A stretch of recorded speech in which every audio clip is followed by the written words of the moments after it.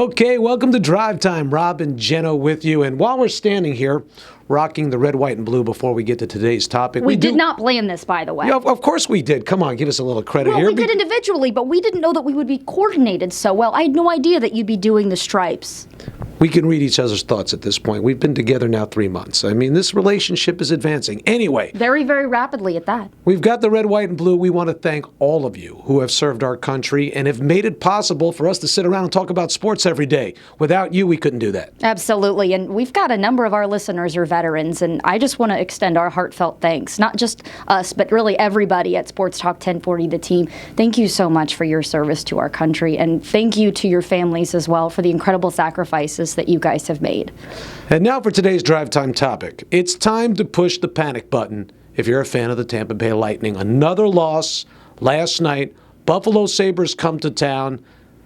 And the worst part about it was the Lightning came out lethargic. Outshot 11-5 in the first period. End up losing again. Final score 4-1. They are now below 500. They are now out of the playoff picture in the Eastern Conference. I think that's the thing that bothered me the most, was that you did not at any point in time feel a sense of urgency. And this is a team that made it to the Stanley Cup final and almost won the thing this past year. And it just does not look like the same team. And then when you listen to John Cooper's comments after the game, when he said this is not the same team, maybe the same personnel, but not the same team as last year, well, that's definitely reason for panic there. But yeah, at no point in time did you feel like they were really, truly in this thing. That's scary, especially at home.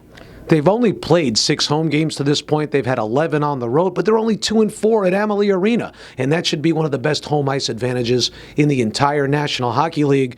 This is the same roster with the exception of one player that went to the Stanley Cup final. John Cooper can shift up the lines, but beyond that, there's not a whole lot he can do. This team just can't find the net. Yeah, I mean, they had scoring opportunities. Chad Johnson ended up making 30 saves this game, but they just could not get enough of anything going. And at this point in time, I mean, do you resort to finger pointing? Because I don't know if it's any one particular person. It's just collectively. They're out there struggling.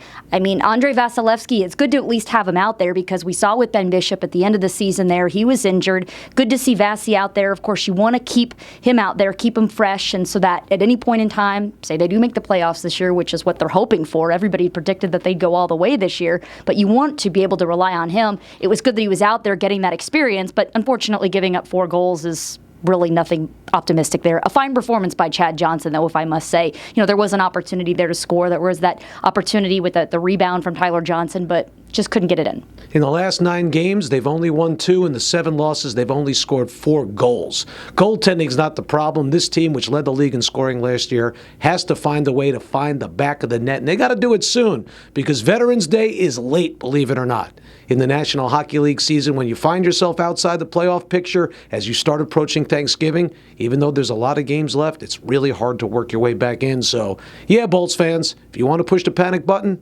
it's about the right time.